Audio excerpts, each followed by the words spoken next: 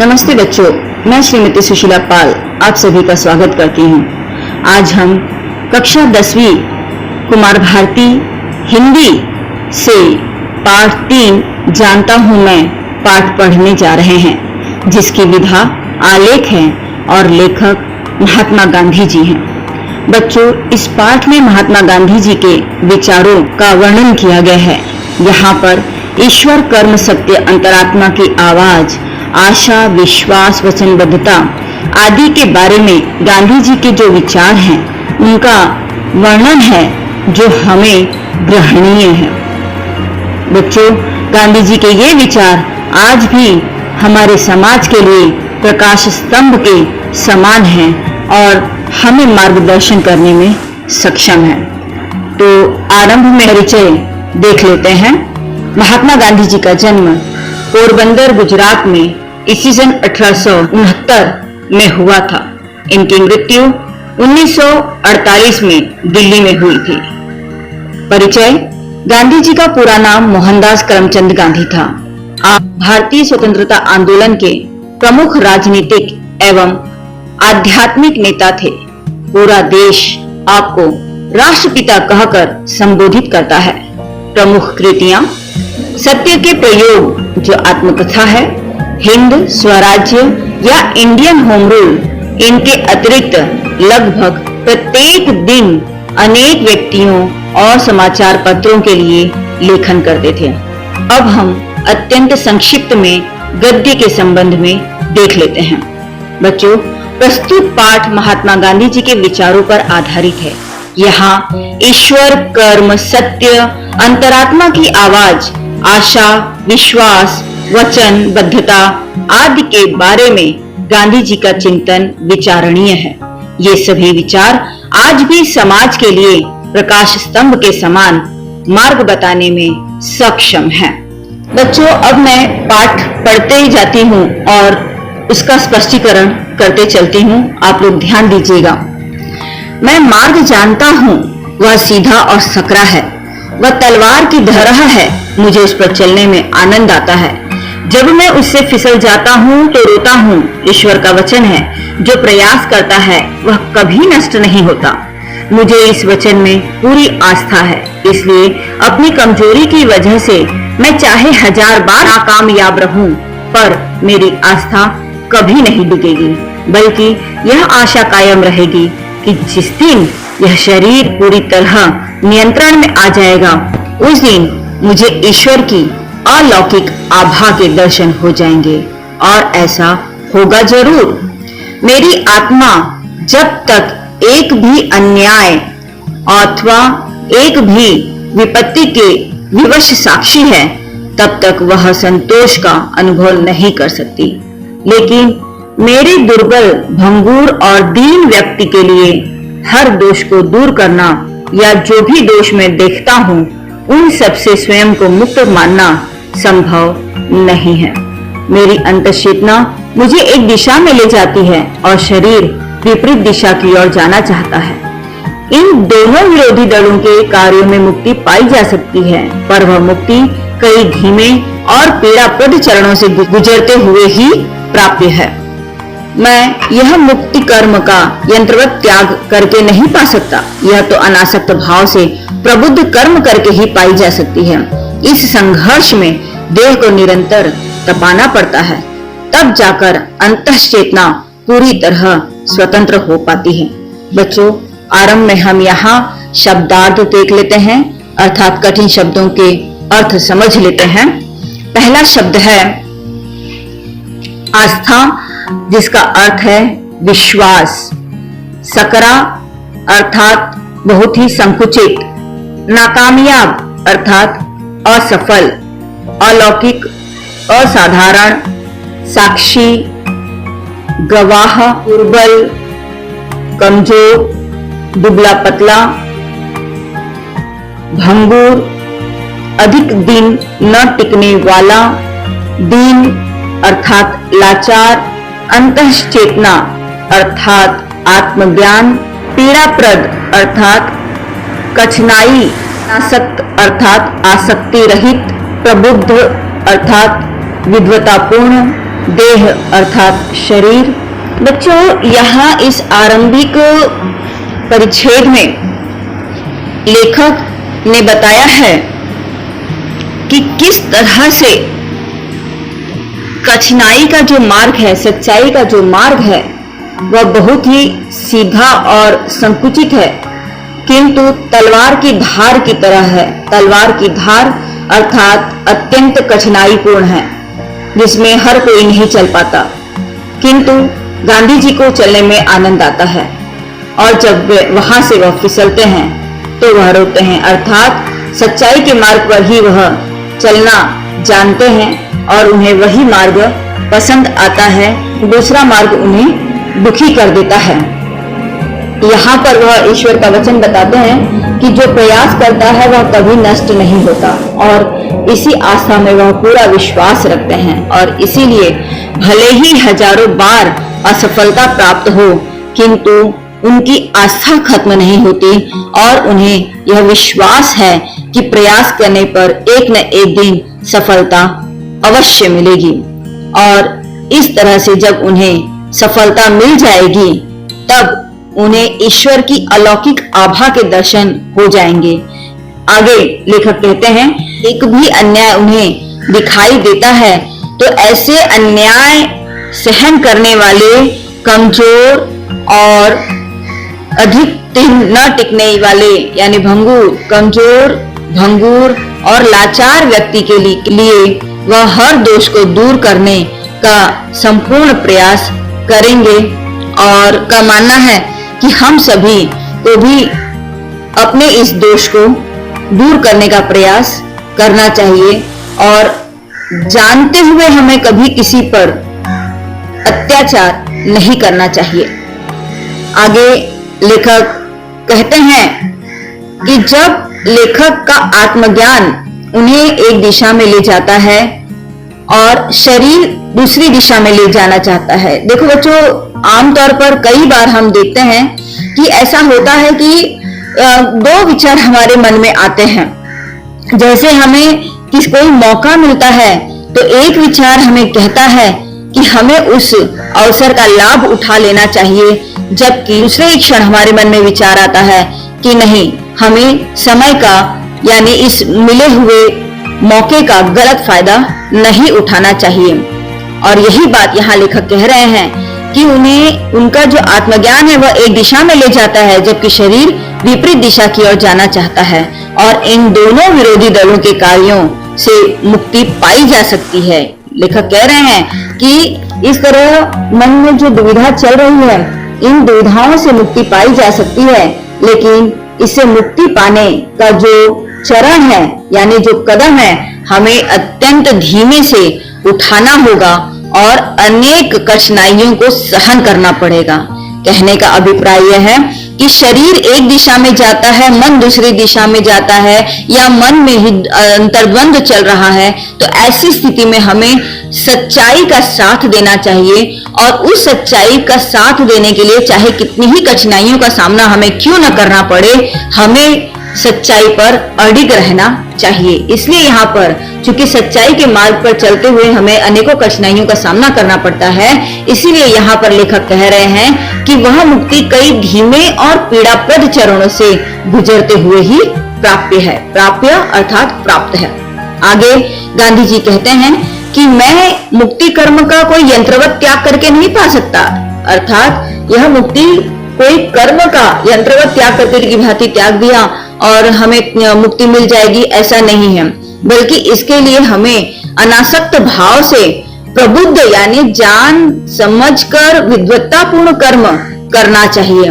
और इस तरह के संघर्ष में हमें देह को निरंतर तपाना पड़ता है, यानी अनेकों कठिनाइयों का हमें सामना करना पड़ता है। जब हम अनेकों कठिनाइयों का सामना करके विद्वत्तापूर्ण सबके हितपूर्ण कार्य करते हैं, तभी हमारे जो आत्मज्ञान है वह पूरी तरह से स्वतंत्र हो पाता है और हमें मुक्ति मिल पाती है।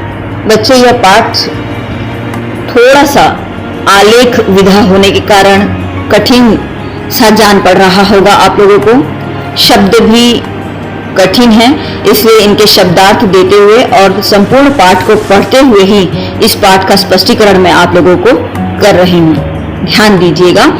मैं मात्र एक सत्य शोधक हूँ। मेरा मानना है कि मैंने सत्य तक पहुँचने का मार्ग ढूंढ लिया है। मैं उसे पाने का निरंतर प्रयास कर रहा हूँ, लेकिन मैं स्वीकार करता हूँ कि मैं अभी तक अपने ध्येय में सफल नहीं हो सका हूँ। सत्य को पूर्ण रूप से पाना, अपना और अपनी नीति का पूरी तरह साक्षात्कार करना अर्थात पूर्ण हो जाना, मुझे अपनी अपूर्णताओं का पीड़ादायक बोध है और इसी बोध में मेरी समस्त शक्ति सन्निहित है, क्योंकि यह बड़ी दुर्लभ बात है कि सीमा आदमी को अपनी सीमाओं का बोध हो जाए। मैं इस संसार में परिव्याप्त अंधकार के बीच से निकलकर आलोक तक पहुंचने का प्रयास कर रहा हूं। मुझसे अक्सर गलतियां हो जाती हैं या मिथ्या अनुमान लगा बैठता हूं। मेरा भरोसा केवल भगवान में है और मैं इंसानों का ही भरोसा इसलिए करता हूं। यदि मुझे भगवान में भरोसा न होता तो मैं इंसानों की तरह अपनी प्रजाति से घृणा करने वाला होता। मैं सारी दुनिया को प्रसन्न करने के लिए भगवान से विश्वासघात नहीं करूंगा। मैंने अपने जीवन में जो भी उल्लेखनीय कार्य किया है तर्क बुद्धि से प्रेरित होकर नहीं किया, अपितु अपनी सहज वृत्ति बल्कि कहूंगी भगवान से प्रेरित होकर किया है। मैं आस्थावान व्यक्ति हूँ। मुझे केवल भगवान का आसरा है। मेरे लिए एक ही कदम पर्याप्त है। अगला कदम समय आने पर भगवान स्वयं मुझे सुझा देगा। मेरी कोई गोपनीय विधियां नहीं है। सत्य के अलावा और कोई कूटनीति मैं नहीं जानता। अहिंसा के अलावा मेरे पास और कोई हथियार नहीं है। मैं अनजाने में कुछ समय के लिए भले ही भटक जाऊं, लेकिन सदा के लिए नहीं भटक सकता। मेरा जीवन एक खुली किताब रहा है। मेरे न कोई रहस्य है और न मैं रहस्यों को प्रश्रय देता हूँ। सत्य शोधक अर्थात सत्य की खोज करने वाला।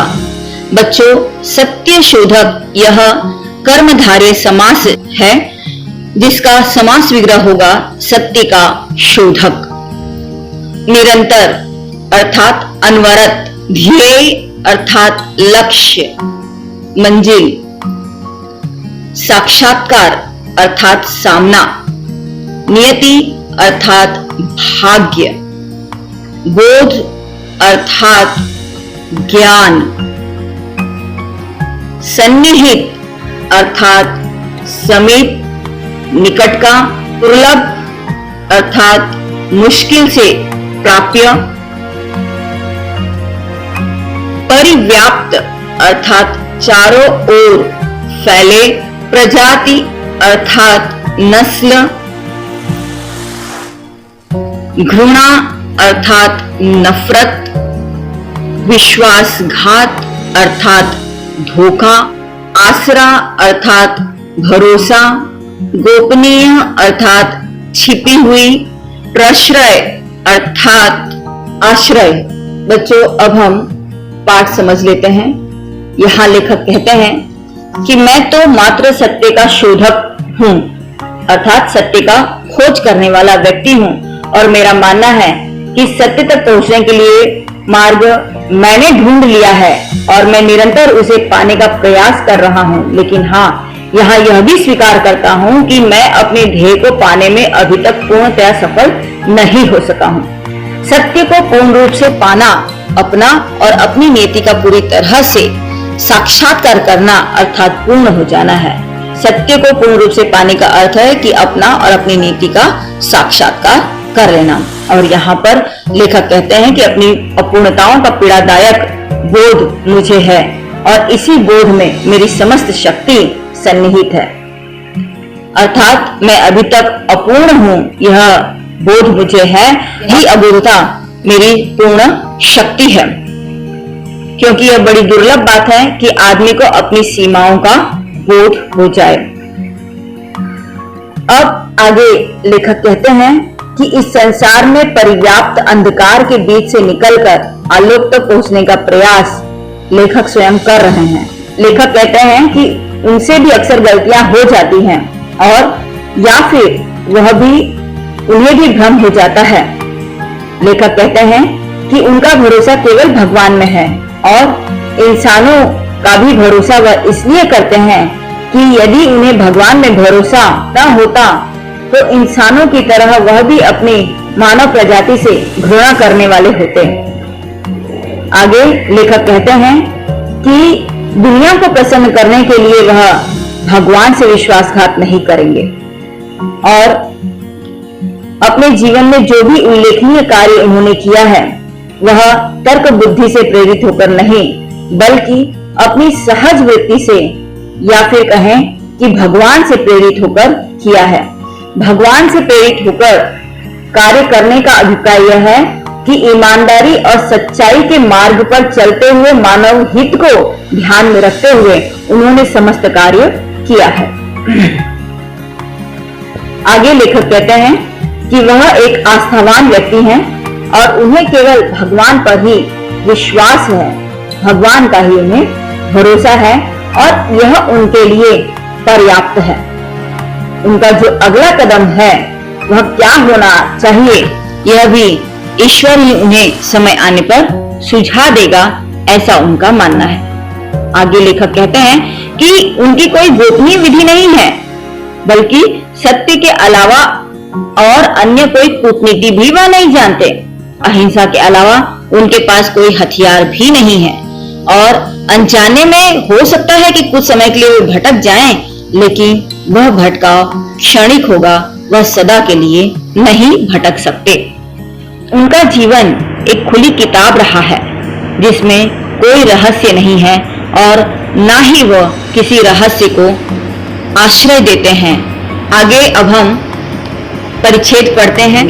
मैं पूरी तरह भला बनने के लिए संघर्षरत एक अदना सा इंसान हूँ। मैं मन, वाणी और कर्म से पूरी तरह सच्चा और पूरी तरह अहिंसक बनने के लिए संघर्षरत हूँ। यह लक्ष्य सच्चा है, यह मैं जानता हूँ, पर उसे पाने में बार बार असफल हो जाता हूँ। मैं मानता हूँ कि इस लक्ष्य तक पहुँचना कष्टकर है, पर यह कष्ट मुझे निश्चित आनंद देने वाला लगता है। इस तक पहुँचने की प्रत्येक सीढ़ी मुझे अगली सीढ़ी तक पहुँचने के लिए शक्ति तथा सामर्थ्य देती है। जब मैं एक और अपनी लघुता और अपनी सीमाओं के बारे में सोचता हूँ और दूसरी ओर मुझसे लोगों की जो अपेक्षाएं हो गई हैं उनकी बात सोचता हूँ, एक क्षण के लिए तो मैं स्तब्ध रह जाता हूँ। फिर यह समझकर प्रतीस्थ हो जाता हूँ कि ये अपेक्षाएं मुझसे नहीं हैं। ये सत्य और अहिंसा के दो अमूल्य गुणों के मुझ में अवतरण हैं। यह अवतरण कितना ही अपूर्ण हो पर मुझ में अपेक्षाकृत अधिक दृष्टव्य है।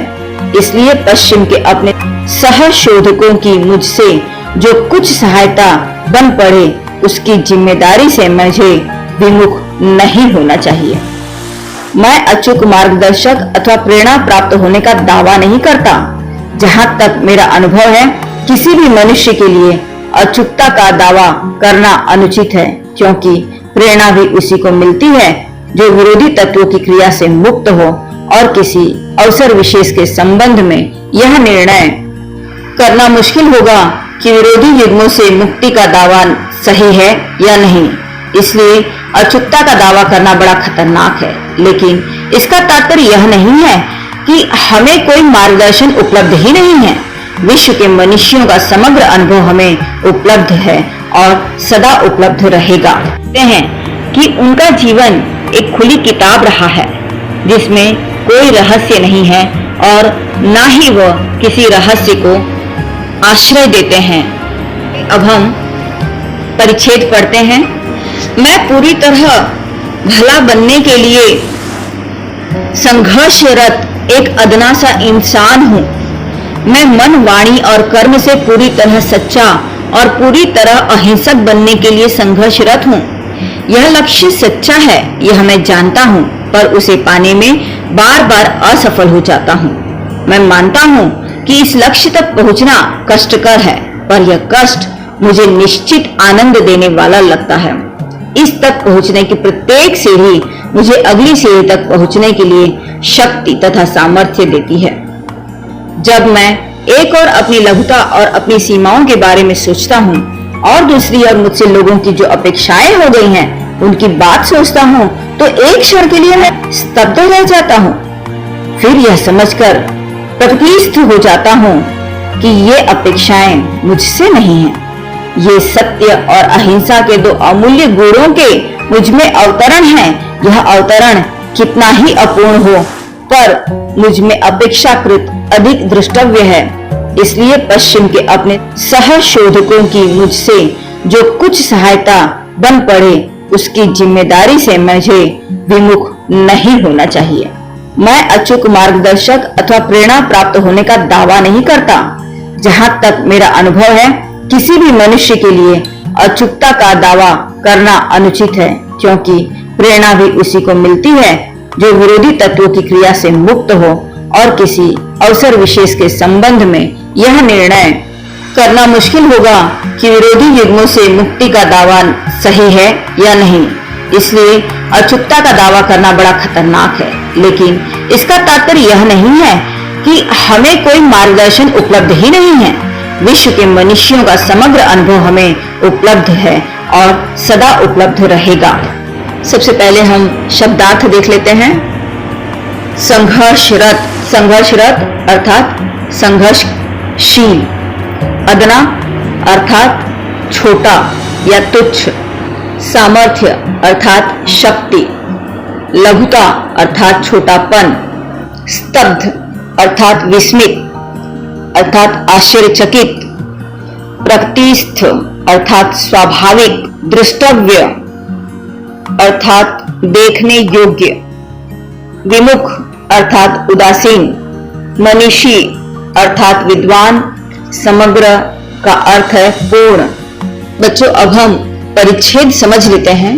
यहाँ लेखक कह रहे हैं कि मैं स्वयं एक भला व्यक्ति बनने के लिए संघर्षरत छोटा सा इंसान हूं, जो अपने मन से, वाणी से और कर्म से पूरी तरह सच्चाई से और अहिंसक बनने के लिए संघर्षरत हूं, प्रयासरत हूं। यह लक्ष्य सच्चा है और यह मैं जानता हूं, पर उसे पाने के लिए मैं बार बार असफल हो जाता हूं। मैं मानता हूं कि इस लक्ष्य तक पहुंचना अत्यंत कष्टकर है, यानी अत्यंत पीड़ादायक है, परंतु यह कष्ट मुझे निश्चित ही आनंद देने वाला है, ऐसा मुझे पूर्णतया विश्वास है। और इस तक पहुंचने की प्रत्येक सीढ़ी मुझे अगली सीढ़ी तक पहुंचने के लिए शक्ति और सामर्थ्य प्रदान करती है। मैं एक और अपनी लघुता और सीमाओं के बारे में सोचता हूँ, अर्थात जब यहाँ लेखक अपनी छोटेपन के बारे में और अपनी मर्यादाओं के बारे में सोचते हैं, तो उन्हें लगता है कि एक और तो ये अपने आप को छोटा और मर्यादित अनुभूत करते हैं, और किंतु दूसरी ओर यह देखते हैं कि लोगों की इनसे जो अपेक्षाएं हैं वह बहुत ही बड़ी हैं, और यह सोचकर एक क्षण के लिए वह विस्मित होकर रह जाते हैं, किंतु फिर वे स्वाभाविक हो जाते हैं और वे यह सोचते हैं कि यह अपेक्षाएं मुझसे नहीं हैं। ये अपेक्षाएं सत्य और अहिंसा के दो जो अमूल्य गुणों का इनमें अवतरण है। उन अवतरणों में कितना ही अपूर्णता क्यों न हो, किंतु वह लेखक में यानी इनमें अपेक्षाकृत अधिक द्रष्टव्य है। यानी भले ही ये सत्य और अहिंसा के गुण इनके भीतर छिपे हुए हैं और इस छिपे हुए सत्य और अहिंसा के गुणों को वह पूर्णतया प्राप्त करने में समर्थ अभी तक नहीं हुए हैं, किंतु ये गुण इनमें अधिक दृष्टिमान हैं, अधिक दिखाई दे रहे हैं, और चूंकि यह प्रयासरत हैं, संघर्षरत हैं, तो अवश्य उन्हें इसमें सफलता मिलेगी।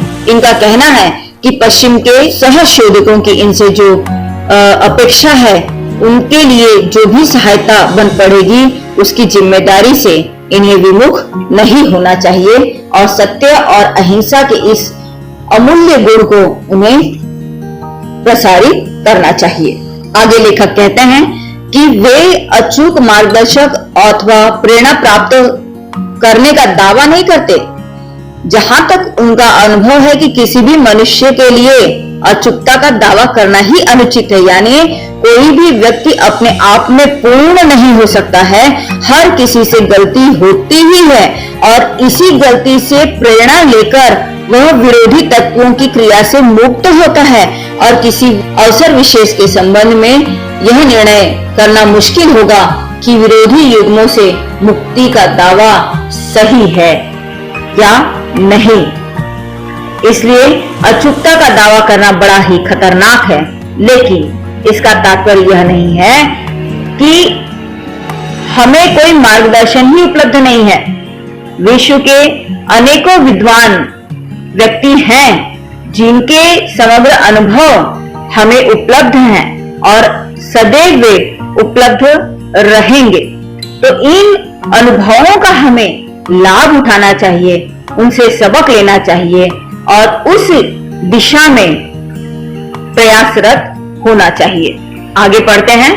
इसके अलावा मौलिक सत्य अनेक नहीं है, बल्कि एक ही है जो सत्य स्वयं है, जिसे अहिंसा भी कहा जाता है। सीमा में बंधा मनुष्य सत्य और प्रेम के संपूर्ण स्वरूप को, जो अनंत है, कभी नहीं पहचान पाएगा। लेकिन जितना हमारे मार्गदर्शन के लिए आवश्यक है उतना तो हम जानते ही हैं। हम उस पर आचरण करते समय त्रुटि कर सकते हैं और कभी कभी वह भयंकर भी हो सकती है, लेकिन मनुष्य एक ऐसा प्राणी है जो अपने को नियंत्रित कर सकता है और नियंत्रण की इस शक्ति में जिस प्रकार त्रुटि करने की शक्ति समाहित है, उसी प्रकार त्रुटि का पता चलने पर उसका सुधार करने की शक्ति भी है। मैं दिव्य दृष्टा नहीं हूँ, मैं संत होने के दावे से भी इनकार करता हूँ। मैं तो पार्थिव शरीरधारी हूँ। मैं भी आपकी तरह अनेक दुर्बलताओं का शिकार हो सकता हूँ, लेकिन मैंने दुनिया देखी है। मैं आंखें खोल कर जिया हूँ। मनुष्य को जिन जिन अग्नि परीक्षाओं से होकर गुजरना पड़ सकता है, उनमें से अधिकांश से मैं गुजरा हूँ। मेरी अंतरात्मा की आवाज मुझसे कहती है, तुम्हें सारी दुनिया के विरोध में खड़ा होना है। भले ही तुम अकेले खड़े हो, दुनिया तुम्हें आग्नेय दृष्टि से देखे, पर तुम्हें उनसे आंख मिलाकर खड़े रहना है। डरो मत, अपनी अंतरात्मा की आवाज का भरोसा करो। पराजय मुझे हतोत्साहित नहीं कर सकती, यह मुझे केवल सुधार सकती है। मैं जानता हूँ कि ईश्वर मेरा मार्गदर्शन करेगा। सत्य मानवीय बुद्धिमत्ता से श्रेष्ठतर है। मैंने आशावाद का त्याग नहीं किया है। प्रत्यक्षतः घोर विपत्ति के कालों में भी मेरे अंदर आशा की प्रखर ज्योति जलती रही है। मैं स्वयं आशा को नहीं मार सकता। मैं आशा के औचित्य का प्रत्यक्ष प्रदर्शन नहीं कर सकता, पर मुझमें पराजय की भावना नहीं है। बच्चों, अब हम शब्दार्थ देख लेते हैं। मौलिक अर्थात मूल, समाहित अर्थात समाविष्ट, त्रुटि अर्थात गलती, दिव्य दृष्टा अर्थात अलौकिक तथ्यों को जानने वाला, दुर्बलताओं अर्थात कमजोरी, आग्नेय अर्थात क्रोधपूर्ण, हतोत्साहित अर्थात निराश, प्रखर अर्थात तेज। हतोत्साहित यह प्रोत्साहित का विरुद्धार्थी शब्द है।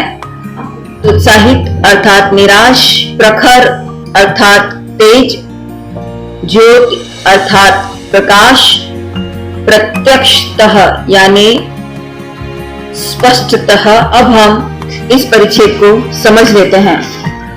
यहाँ लेखक कहते हैं कि भले ही मूल सत्य जो है वह अनेक नहीं है, बल्कि मूल सत्य एक ही है, जो सत्य स्वयं है, जिसे अहिंसा भी कहा जाता है।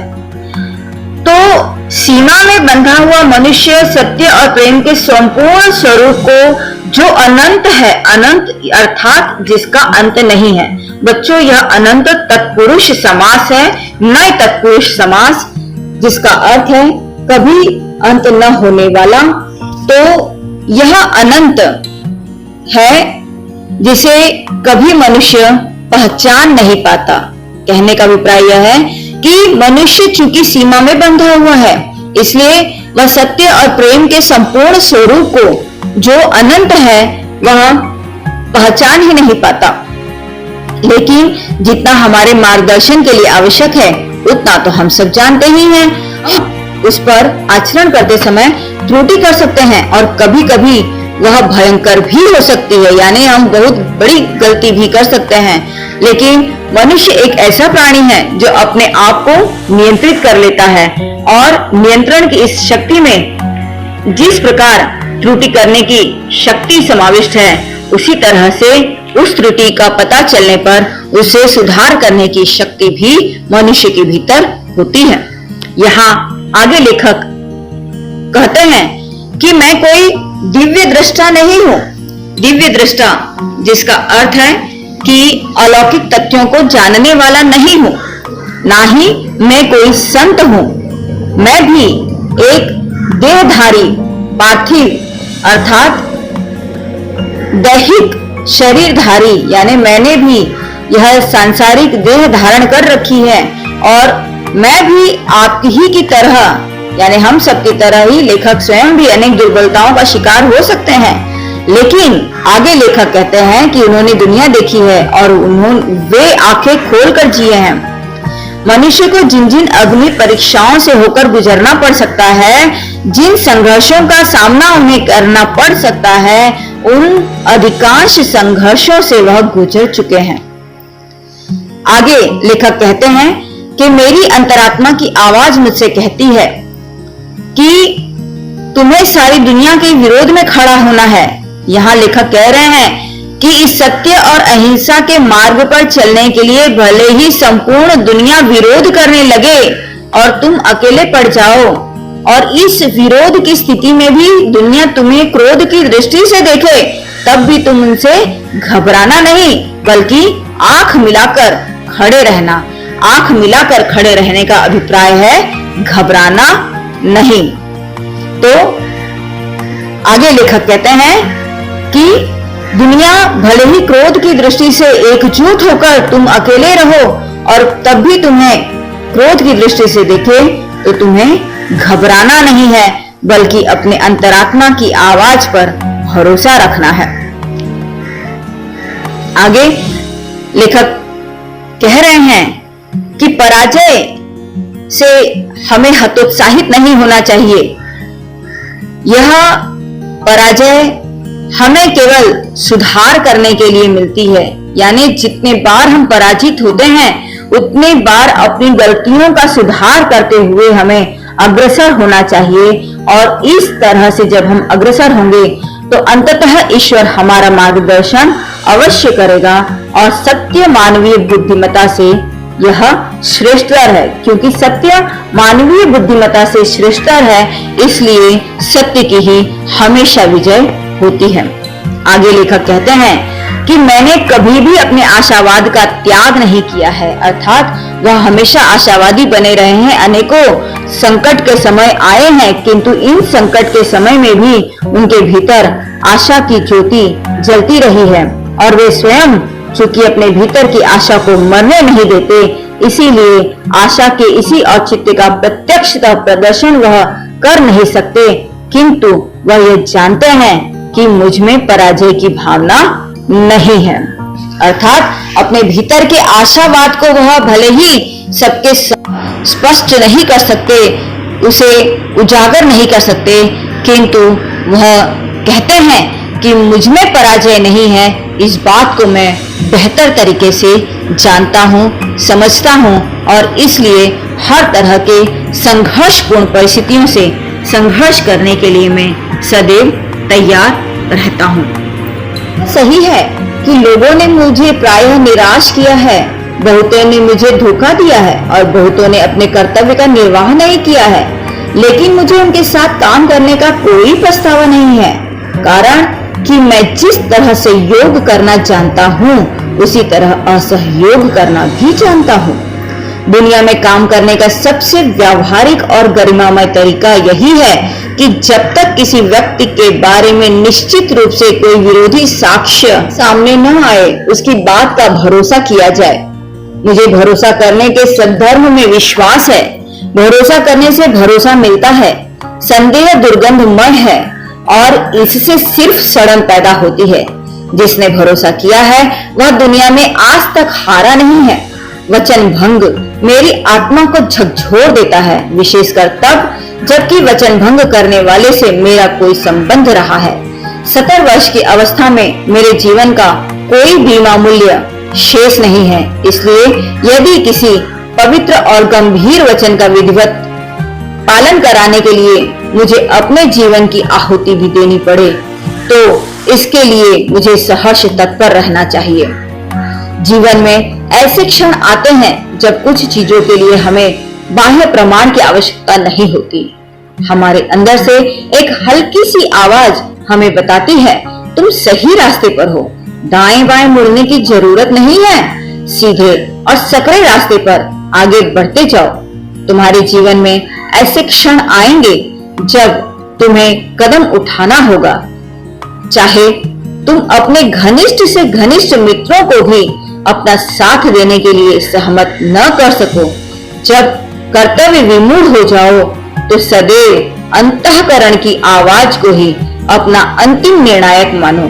जिस क्षण मैं अंतःकरण की छोटी सी आवाज को अवरुद्ध कर दूंगा, मेरी उपयोगिता ही समाप्त हो जाएगी। बच्चों, यह संपूर्ण अंश महात्मा गांधी जी के विचार से संकलित है। सर्वप्रथम हम शब्दार्थ देख लेते हैं। प्रायः अर्थात कई बार,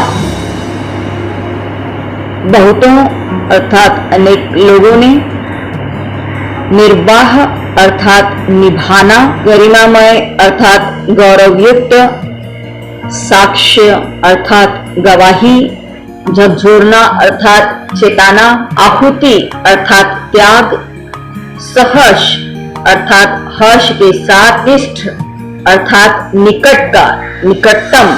बच्चों, अब हम अंतिम इस परिच्छेद को भी समझ लेते हैं। यहाँ लेखक कहते हैं कि माना कि यह सही है कि लोगों ने अधिकतर इन्हें निराश किया है, बहुतों ने धोखा दिया और बहुतों ने तो अपने कर्तव्य का निर्वाह ही नहीं किया, लेकिन उन सबके साथ काम करने में लेखक को किसी तरह का कोई पछतावा नहीं है, क्योंकि लेखक का कहना है कि जिस तरह मैं सहयोग करना जानता हूँ उसी तरह से मैं असहयोग करना भी जानता हूँ, और इस तरह के दोगले लोगों से लेखक किसी भी तरह सहयोग नहीं करेंगे। आगे लेखक कहते हैं कि दुनिया में काम करने का सबसे व्यावहारिक और गरिमामय तरीका यही है कि जब तक किसी व्यक्ति के बारे में निश्चित रूप से कोई विरोधी साक्ष्य न आए तब तक उस पर भरोसा किया जाए। कहने का अभिप्राय यह है कि लेखक का मानना है कि हमें सुनी सुनाई बातों पर विश्वास नहीं करना चाहिए, बल्कि जब तक अपने स्वयं से कोई अनुभूति उस संदर्भ में न मिले तब तक हमें सामने वाले व्यक्ति पर भरोसा रखना चाहिए, उस पर विश्वास रखना चाहिए। और भरोसा करने के संदर्भ में लेखक को पूर्णतया विश्वास है और उनका मानना है कि भरोसा करने से ही भरोसा मिलता है, जबकि संदेह यह दुर्गंधमय है। जब हम किसी पर अविश्वास करते हैं तो उससे हमारे विचारों में सिर्फ और सिर्फ सड़न पैदा होती है और इस सड़न के कारण दुर्गंध उठती है। कहने का अभिप्राय यह है कि जब हम विश्वास करेंगे तभी कोई भी काम होगा, जब हम विश्वास करेंगे तभी सामने वाला व्यक्ति विश्वास करेगा और तभी सभी का विश्वास पूर्ण हो सकेगा। इसके विपरीत जब हम स्वयं संदेह युक्त व्यवहार करेंगे तो सामने वाला भी हमसे संदेहपूर्ण व्यवहार ही करेगा और इस तरह से संदेह का मेल होने के कारण वहां पर सिर्फ और सिर्फ दुर्गंध फैलेगी और सड़न पैदा होगी।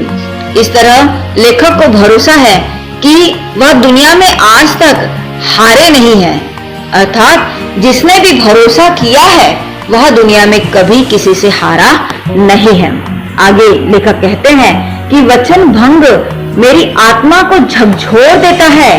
कहने का अभिप्राय यह है कि जब कोई वचन देकर उसे निभाता नहीं है तब लेखक अर्थात गांधी जी को बड़ी पीड़ा होती है, और विशेषकर तब जब वचन भंग करने वाला अर्थात यह विश्वास घात करने वाला या अपने वचन की परिपूर्ति न करने वाला व्यक्ति कोई उनके संबंधित हो।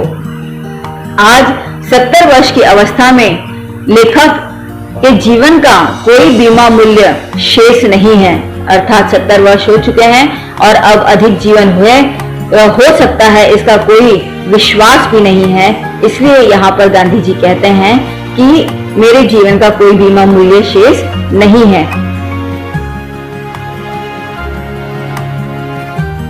इसलिए यदि किसी पवित्र और गंभीर वचन का विधिवत पालन कराने के लिए मुझे अपने जीवन की आहुति भी देनी पड़े, तो इसके लिए मैं सहर्ष तत्पर तैयार हूँ।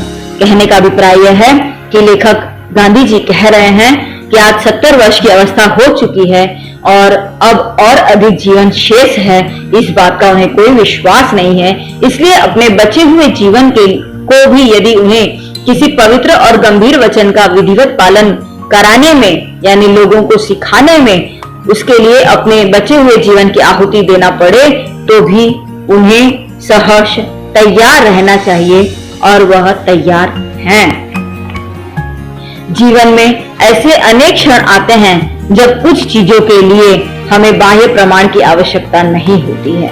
हमारे अंदर से एक हल्की सी आवाज ही हमें बता देती है कि तुम सही रास्ते पर हो, और इसलिए तुम्हें दाएं बाएं मुड़ने की जरूरत नहीं है, बल्कि सीधे, और भले ही वह रास्ता सकरा है किंतु उस सीधे और सकरे रास्ते पर तुम आगे बढ़ते चले जाओ।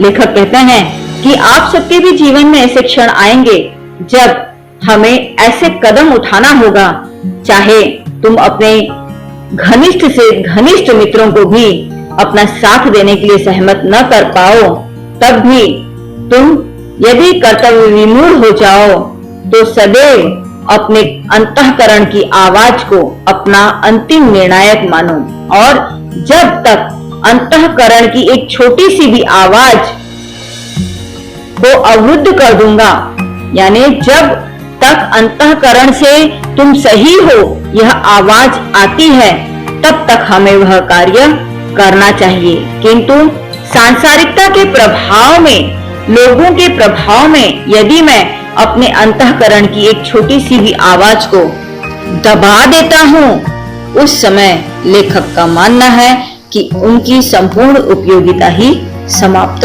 हो जाएगी। बच्चों, यह संपूर्ण पाठ महात्मा गांधी के विचार इस अध्याय से, इस संकलन से उद्धृत है, वहां से लिया गया है। बच्चों, उम्मीद है आप लोग यह पाठ समझ चुके हो। यदि कहीं कोई दिक्कत है तब भी, और पाठ समझ चुके हो, पसंद आया है तब भी कमेंट बॉक्स में कमेंट अवश्य कीजिएगा।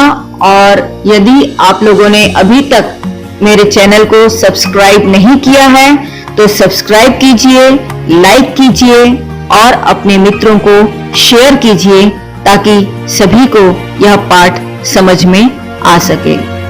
धन्यवाद।